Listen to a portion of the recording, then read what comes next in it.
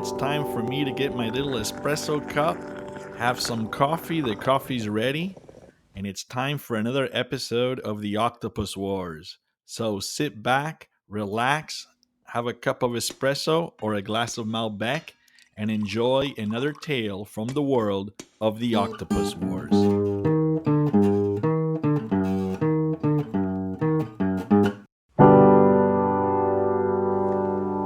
Another tale from the world of the Octopus Wars. The Shallow Breather. Off, near Brazil, the Mapinguari lurks through the unwanted lands with thick bushes and thick leaves, where man and animal live in fear.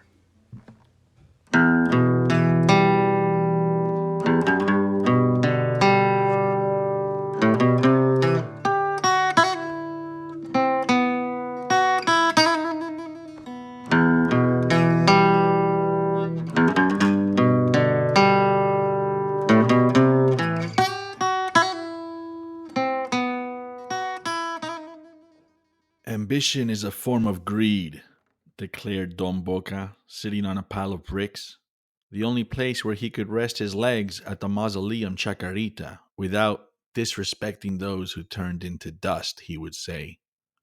It was getting late, and the two of us had waited for over 3 hours for his son, Lucio, to pick us up. We are stranded, forgotten, left behind, said Don Boca, looking down at the marble ground and running his right hand through his thick white hair. As the decades passed, his face got longer, flatter, and more rectangular, but his eyes were always large, shiny, and youthful, looking like they belonged to an owl. It was rumored in Mendoza that he earned the name Boca, the mouth, by never raising his voice, by creating unforgettable apothegms, and by always breathing so gently that no one could ever hear him inhale, hence his other nickname, Muerto. He once said, "I take only as much air from the atmosphere as I need, not one breath more." As the hours passed, the bricks that served as our stools became more uncomfortable, and our isolation in the infamous necropolis became eerier. Everything was gray, cold, and dark, except for Don Boca's shiny thatch hair, which stood 2 inches tall and looked like an unmovable brick glued to his head. An old man like me shouldn't be asked to waste his hours in a place like this, a place of tall tombs and gargoyles, a place where he will one day reside permanently, added Don Boca, with his words sounding more like hisses than speech. 6 o'clock had just came and went, and our fears was that we would be stranded out in the Chacarita cemetery till after sunset. We did not know why Lucio wanted to meet us there, near the graves of our ancestors, nor why he had Don Boca bring with him a box of old things from the house of the Nona. But the absurdity of it all did not surprise us because we both knew Lucio very well. He was always involved in one complicated scheme or another. After a half hour of silence, Don Boca turned his large orbs at me and said, "You see, pibe, children are a mortgage that one never pays off. They are a mortgage that one must pay on, forever and ever." An Andean breeze began scattering the burgundy leaves that clog Mendoza's beloved acequias. Don Boca looked at the wind and then down at the ground, noticing how quickly the leaves covered the marble floor and Lucio's box. On our right, there was a large tomb made of glistening black marble, and on our left, a small concrete pond, one that in the 20s had been an ornate working fountain. In the center of the fountain were statues of 3 angels casting down another angel, who appeared to be the fallen one. Today, the pond was motionless, a crystal gel that collected Andean leaves. After 20 minutes of silence, Don Boca impatiently looked into Lucho's box and pulled out what appeared to be an old oven knob. Who would ever need this? He asked, holding the brass knob up in the air. The box is full of useless knickknacks, he concluded. Don Boca looked me in the eye and expressed how sorry he was that, because of Lucho, I was stuck with him in the Chacarita instead of being at the Galaxia bar, celebrating my doctorate with my childhood friends. This is no place for a young man to be at during his triumphant visit back home, he said. It's no problem, Don Boca, I said. It's my pleasure to keep you company and help Lucio. I'm sure that there's a good reason for all this. I doubt it, said Don Boca, looking down at Lucho's box. At that time, I was only a visitor to Mendoza and no longer one of its residents. Everything seemed pleasantly slower in the province than it was back in Buenos Aires, where I conducted chemistry experiments at the university. After being away for so long, I relished every moment that I could spend with Mendocinos like Don Boca and Lucho. I was 34 and had reached a point in my life where I would rather have a face to face conversation with someone like Don Boca than have a big party at the Galaxia bar. What's more, there were many pivotal events about my family history that only Don Boca knew about. The truth is, if it weren't for old Don Boca, I would have never gotten an education of any kind. Most likely, I would have ended up working as a grape picker at the vineyards, a croupier at the casino, or a waiter at El Pinguino. Don Boca raised his head to see if Agustin, an apothecary who was the Chacarita's caretaker, was around. Let's be quiet so Augustine doesn't come around and start monologuing about angels and demons. Hearing him speak about such scary things gives me nightmares and ruins my digestion. Don Boca cheered up at the sight of Carlito, the cemetery's flower and sandwich vendor. As always, Carlito was accompanied by his hound, Caronte, who was in charge of carrying a pail full of flowers with his mouth. Before saying hello, Carlito lifted the red and white cloth covering his basket and handed us 4 ham sandwiches. In the provinces, no one ever asked whether one wanted food. Food was always just doled out to everyone. These sandwiches are so simple but perfect, said Don Boca. As I always say, the secret to permanence is in transcendence. That is, not standing out too much, like these here sandwiches, which will be around forever. Serrano ham, olive oil, and fresh parsley. That's all one needs, Pilot Boca, said Carlito, wearing a black gaucho hat and standing next to Caronte, who immediately let go of the pail and dropped to the floor, curling up beside his owner's leg. Look how quickly the son of a gun curls up for a nap, said Don Boca, taking a bite out of his sandwich. Lord knows he's Argentine. I was surprised to find anyone so far from the cemetery gates. Are you two hiding from Agustin? Carlito asked with a smile. No, Lucha wanted us to wait for him at this strange location in the Chacarita. Can you believe it? Said Don Boca. Is that Loca still running around and causing trouble with old Catface Laguna? Asked Carlito, pouring us hot coffee from his large pewter thermos. That cloud of nerves is the same as always. Drama, health problems, unsolved schemes, and now this craziness. He has brought me so many worries that I am looking forward to getting some rest in one of these tombs, said Don Boca, pointing to the black tomb on our right. He and Carlito looked at the tomb and at the statues of angels and gargoyles perched above it. Don Boca then raised his cup of coffee and said, Let's toast to the poor pig who was slaughtered so that we could enjoy these sandwiches. We don't want the angels to think we are ingrates. We all agreed and toasted to the pig. The wind moved the branches of the poplar near the fountain. Carlito refused to take any money for the coffee or sandwiches. You two will freeze to death without them. Say hi to Lucha for me, he said, walking away. He said goodbye to us in the kind and cordial manner that was customary in Mendoza. Caronte uncurled himself, picked up the pail of flowers with his mouth, and followed his master. Don Boca became more talkative and animated after seeing Carlito and drinking some hot coffee. The only good thing about being stranded out here are these sandwiches, poor Carlito, Caronte, and at the very top of the list, that I finally have the pleasure of chatting with you, a true scholar from Buenos Aires who was educated at the English Academy. Of course, I would prefer that we have our conversation at my warm home, opening a bottle of Lopez and eating milanesas.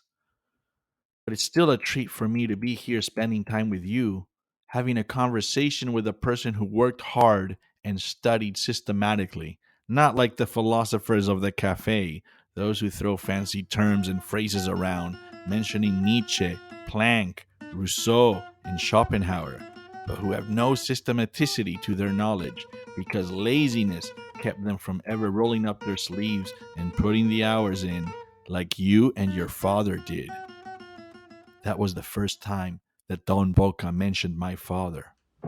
All I knew about my father was that he was an engineer like Don Boca and that he had disappeared during an expedition to the three frontiers. Upon hearing about my father, I began sipping the coffee more slowly and taking smaller bites off my sandwich. Is he beginning to tell me the story that I always wanted to hear about? The story that he once said he would tell me when I was old enough, I thought. Don Boca rested the hand that held his sandwich on his right leg. You know, he said, people say that I don't like to talk about your father or about the mystery of the three frontiers. But that's not true. I do want to talk about it, but to the right people, to those who will pay attention and understand. You see, most of the important events in one's life are conversations. They should be taken seriously. My few remaining years cannot be wasted on trivial gossip or by having important conversations like this one, destroyed by the shouts of children and the din of dishes. Don Boca was about to begin the story that I always wanted to hear. A tucuquere flew right above us, a giant owl. Don Boca looked up at its large, extended white wings. For a second, he and the owl looked each other in the eye. She's heading toward the vineyards to hunt chinchillas in the moonlight, he said. He then turned to me. People say that because of my eyes and white hair, I look like the tucuquere. But the truth is that that bird resembles more my soul than my face. My philosophy of life is that one must move through the elements, unseen and unheard, never standing out, and slowly homing in on what one seeks. After the Tucuquere headed west, it was just the two of us. In the background, the Andes were steady, making their permanence noted. I sat quietly to let Don Boca tell me the story. Part 2: The Mystery of the Three Frontiers. The three frontiers, he said, straightening his posture and looking toward the darkening horizon. He began to speak with a more serious voice, as if he had traveled back in time to when he was an ambitious engineer. I could almost see how he looked and acted when he was a young man. They should put a big sign on that place. Enter at your own risk, he said, drawing a rectangle in the air with his two hands. That region was what was left over when Brazil, Paraguay, and Argentina hogged up all the territories that they wanted. The remaining land could not be tamed and was left behind, like leftovers after a party. It was untamable. When one thinks about the Italian, Spanish, and German immigrants that formed the people of the lower portion of the South American continent, a cone of land that once belonged to the mighty Araucanians, one realizes that that land is far away from where all these immigrants lived, far from their home territories and neighborhoods. That's why, unlike the Araucanians, Incas, Mapuche, and the Guarani, the immigrants were never able to tame the wildness and mystery out of that land, and why South America will always be a mysterious, untamed continent. He picked up some soil with his hands, looked at it, and let it fall gently onto the ground.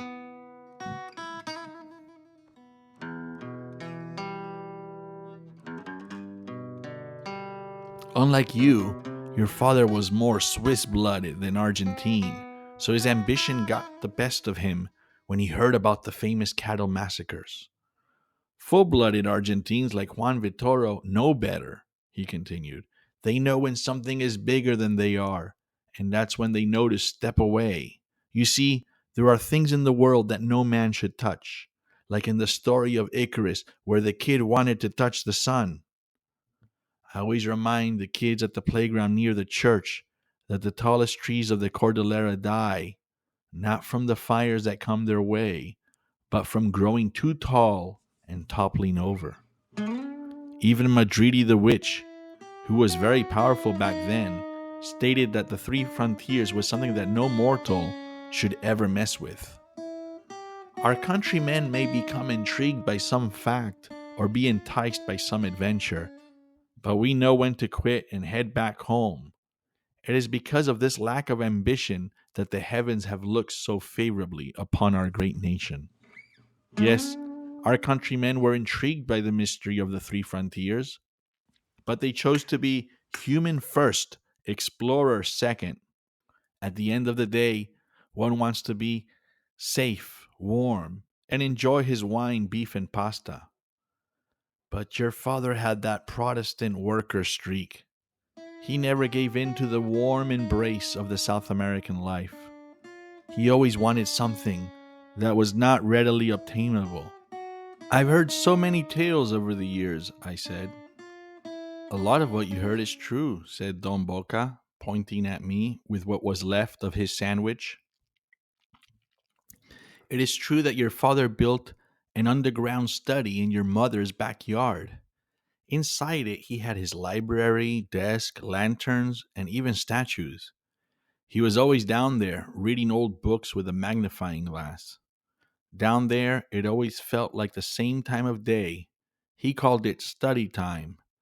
From above ground, one would have no clue that anything was lurking under the garden. That's how well built it was. How your poor mother put up with his eccentricities, I'll never know. And the story of the mechanical turtle? I asked. Yes, that one is true too. It was a two-seater lake submarine made of wood, covered in lacquer, in the shape of a large sea turtle. The big flippers would propel the turtle through the water. Don Boca said, making flipper-like motions with his arms while holding the ham and cheese sandwich with his mouth. It was beautiful craftsmanship, he said. I had the pleasure of navigating it twice. Inside, one could see your father incessantly pushing buttons, pulling cranks, and turning knobs on and off. It took effort and concentration to keep that mechanical turtle moving underwater. What people don't know is that in that vessel, the crew of two actually sat facing the back of the turtle. Your father had a system of mirrors that allowed him to see what the eyes of the turtle saw. He arranged it this way because he realized that it was more important to keep an eye on the motors than to navigate the thing, especially when one is the only submarine in the lake. Your father was always fascinated by mirrors, claiming that looking into a mirror was as truthful as staring through the air. According to him, if one was a scientist, one had to trust a mirror as much as transparent Murano glass. I once repaired one of the motors of the mechanical turtle, and that's when he asked me to help him build the larger river submarine. The shallow breather? I asked. Yes, said Don Boca. What a beauty she was. It was basically a large, modified city bus with the entire flat faced front made of glass. The outside was mostly stainless steel, aluminum, and bronze, giving it an elegant silver and gold appearance. It looked like jewelry. Your father was fascinated by gold and silver, so those hues were everywhere in the interior: brass knobs, silver switches, glass surfaces, and copper levers. He wanted the submarine to resemble those large city buses whose front bumpers are only inches from the ground.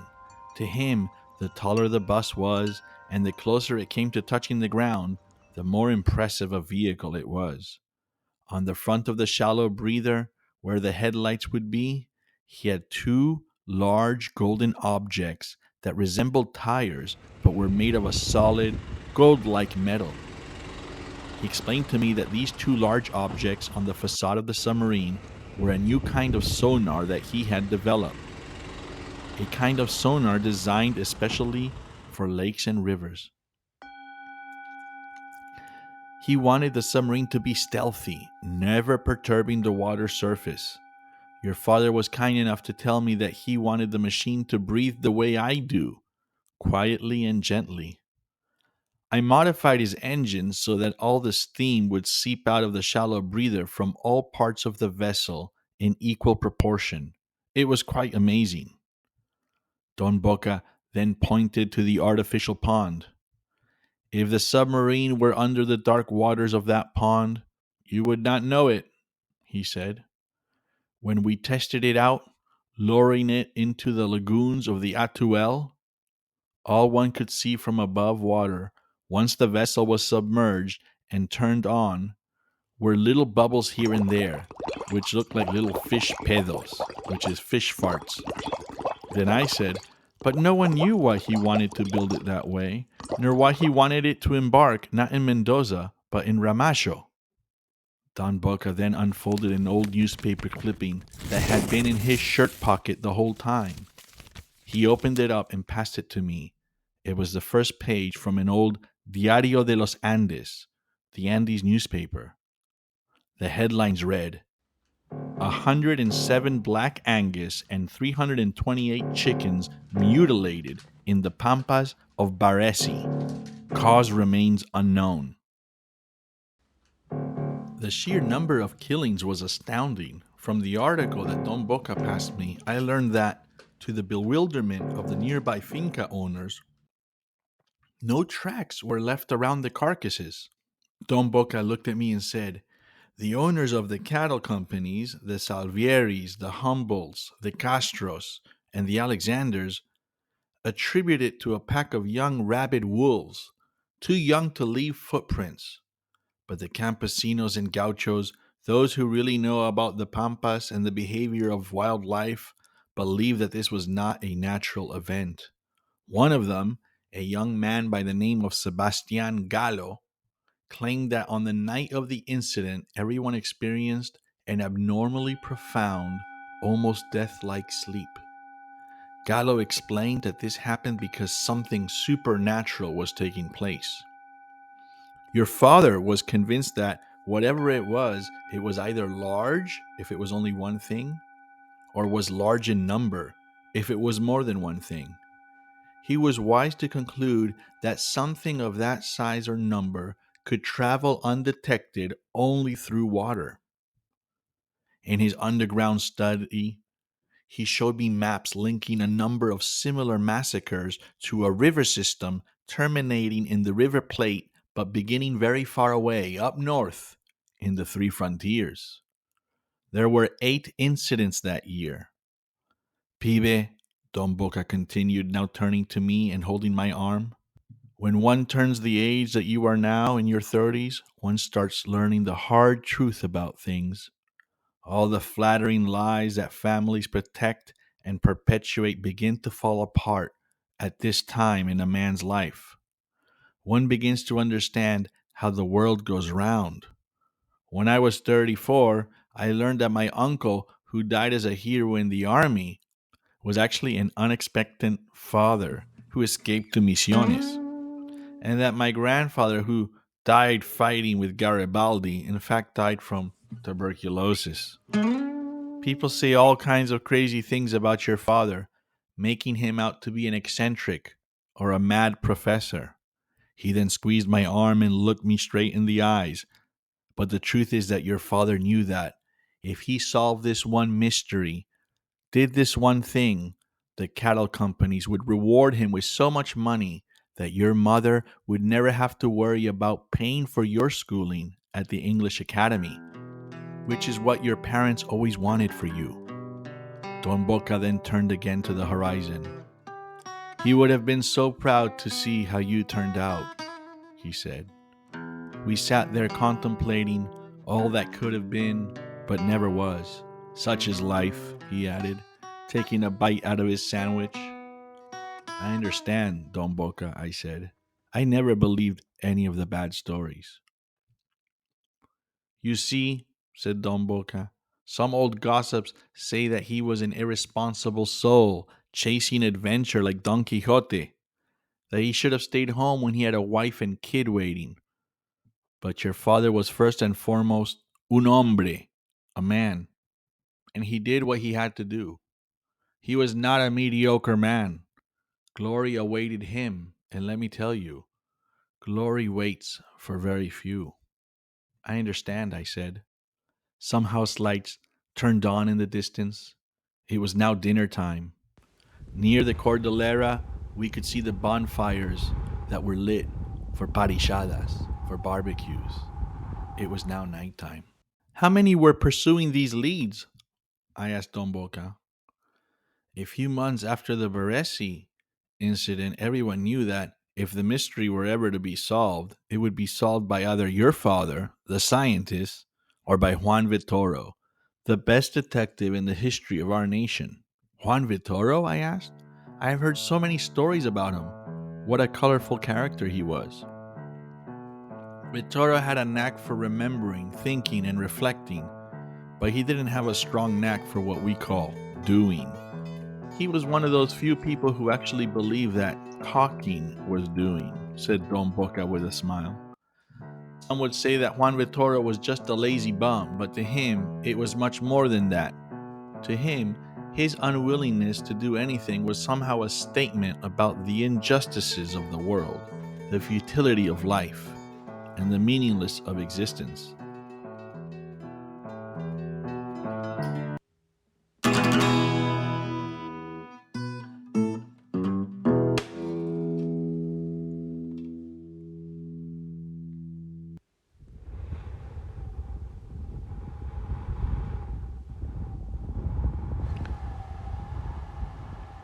Juan Vitoro, said Don Boca, holding his head.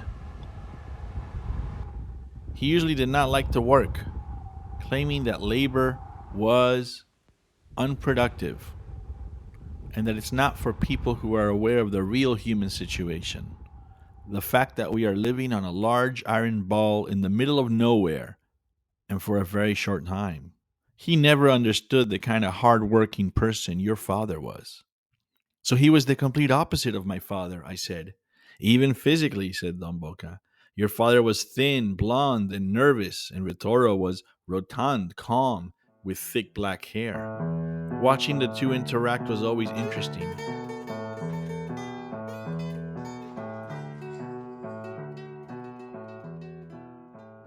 Your father believed that, as a scientist, he could not hide leads from the other investigators. That doing so would be unethical because lives were at stake. So Vittorio was always around, and it was from your father's research that Vittorio found out about the three frontiers. Vittorio respected your father, although they were in competition, and Vittorio could not understand your father's passion for rigor. Do you remember your 12th birthday? Yes, I said. You and Juan Vittorio came to the house and gave me a toy submarine painted in silver and gold. Juan Vittorio put his hand on my head and told me that my father was the most brilliant person he had ever met. And Vittorio meant that, said Don Boca, pointing at me. You should also remember that it was Juan Vittorio who joined me to to tell the finca owners that it was your family who deserved all the reward money because your father solved, or at least terminated, the gruesome incidents somehow. It was Juan Vittorio who joined me to tell the finca owners that your family deserved the reward money. I then let Don Boca take his usual break from speaking so that he would not have to breathe hard while telling me this important story. After 15 minutes of silence and of him looking straight at the ground and grabbing his white, thick hair, he looked up and said, "This kid of mine was born to screw people over." This utterance was followed by 10 more minutes of silence.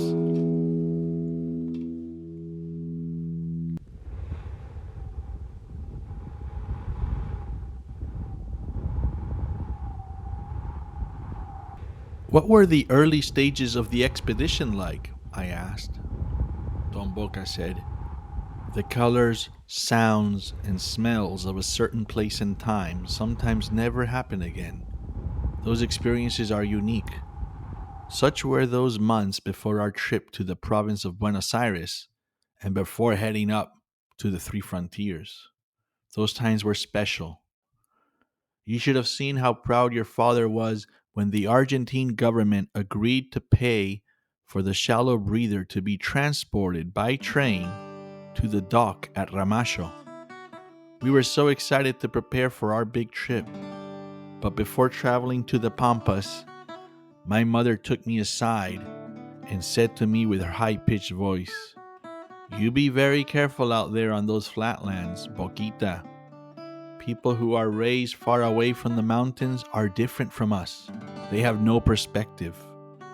They do not know how small they are. You keep your eyes open." And she was right. Your father enjoyed riding in the old Pullman trains. He liked the brown and beige wagons and the smell of the steam engines and the fact that inside one of the cars you have a little restaurant with views of the countryside. It brought back memories of traveling through Europe with his parents before they came out here to Mendoza to start a vineyard. They once took him on a long trip from Switzerland to Italy. Train trips forced your father to calm down and stop working. He could no longer escape to his underground study. The only other time I saw him so calm was when he vacationed in Cordoba, where he, as a child, liked to swim in the clear mineral streams. He liked to play with tadpoles and eat the sweet little pastries, the pastelitos, that were sold from the wicker baskets of peddlers walking up and down the river.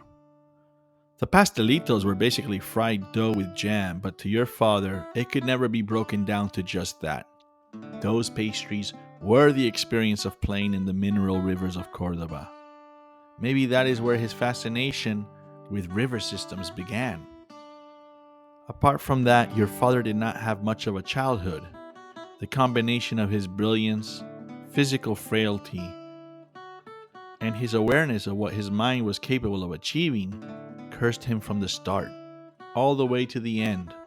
Sadly, he never understood my motto that the secret to permanence is in transcendence. As our train began to push that morning, we looked out the window and mumbled "ciao" to the city of Mendoza, which just like today was surrounded by countless vineyards. "The sun is warming the little grapes that I will one day drink," I said, and we both laughed. Vineyards and vineyards, one after another, kept passing before our eyes while we were on the train. Some were green, some maroon, and some were a brownish color. Then we saw rows and rows of short olive trees. "The tasty olives of Granada," your father said, tapping the window twice. In the background, the slumbering mountains of the Andes displayed their calm and dominance over the region. That day, they were topped with a clear light blue sky, as if all that was about to happen would be good. Behind our laughter, we were scared to leave their supervision. The train kept pushing along the Andes, though soon it would turn east, heading toward the city of San Luis, and then it would approach the mighty Pampas. Baresi was a cattle town northwest of the province of Buenos Aires. North of Baresi were the subtropics, and beyond that were the tropics of Brazil. To us, Brazil was as far as another planet. We knew that Juan Vittorio was on the same train with us, closely following our trail and hiding behind a newspaper, but your father did not mind. The more minds at work, the better for the country, he concluded. Upon arriving, we spent a couple of days interviewing the cattle farmers. For some reason, cattle near the river were targets of the mysterious beast. Your father had a brilliant idea to cover some of the fattest, most desired cows entirely in petroleum, put them by the river, and then, should they be consumed by the monster or whatever the thing was, there would then be a trail of oil streaks in the water. This trail of oil we could follow. Your father knew that the thing, whatever this creature was sensitive to mechanical vibrations because the campesinos said that it was usually the rowdy cows that were attacked. So only the rowdy cows were attacked. Everyone was impressed that only after 3 days, your father's plan worked. Cows were found slaughtered by the river, and there was a black streak of oil that could be seen going from the cow into the river, heading northwards, just as predicted by your father. The next morning at Ramasho, with the help of a massive tugboat, we lowered our submarine, the Shallow Breather, into the brown waters of a branch of the Paraná River. We loaded her with supplies and prepared her for our long trip, following the trail of petroleum. As the vessel was lowered into the water, the people of Ramasho cheered us and waved the flag of our great nation. We were all very proud.